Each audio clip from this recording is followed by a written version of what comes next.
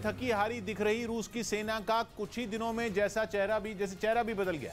एक के बाद एक शहरों पर जीत का दावा और तेजी से अंजाम की तरफ बढ़ती दिख रही जंग के इस बदले रंग के पीछे रूस की सेना के एक ऐसे अधिकारी का दिमाग माना जा रहा है जिसे सीरिया का कसाई कहा जाता है। एलेक्जेंडर दोर्निकोव ने 12 अप्रैल को यूक्रेन के स्पेशल ऑपरेशन की कमान संभाली थी और दोर्निकोव ने जैसे ही मोर्चा संभाला, जंग के मैदान से पुतिन के लिए अच्छी खबरें आनी शुरू हो गईं। खार्किव में ऐसी बहुत सारी जगह थीं जहां एक बार रूस कब्जा कर चुका था, लेकिन यूक्रेन ने वापसी कर ली। यहां तक कि मारियोपोल की तबाही के बाद भी जंग खत्म होने का नाम नहीं ले रही थी। डोनेस्क और लुहांस्क में विद्रोहियों के समर्थन के बावजूद रूस जंग को नतीजे तक पहुंचा नहीं पाया था, बल्कि रूस अपने 30,000 से ज्यादा सैनिकों को खो चुका था। उन टैंकों और अलग अलग तरह के विमानों की कुल गिनती सैकड़ों में पहुंच चुकी थी, जिन्हें यूक्रेन ने तबाह कर दिया था।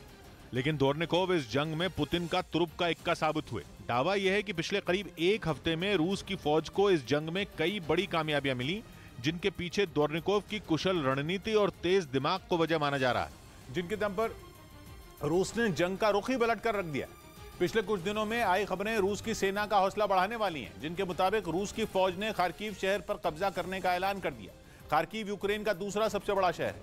खार्किव रूस की सीमा के बिल्कुल पास है और जंग छिड़ने के बाद से ही रूस की फौज 2 बार शहर पर कब्जे का ऐलान कर चुकी है, लेकिन दोनों बार यूक्रेन की फौज ने शहर पर फिर से कब्जा कर लिया। यही हाल मारियोपोल का है। रूस की फौज ने अब जाकर मारियोपोल पर कब्जे का ऐलान किया, जबकि लंबे वक्त से वहां संघर्ष चल रहा था।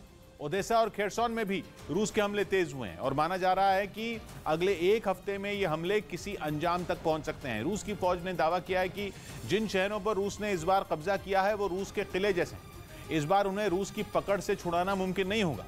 रूस की फौज ने तो दावा किया है कि पूर्वी यूक्रेन में उसके सैनिकों की संख्या यूक्रेन के सैनिकों से 3 गुना ज्यादा है।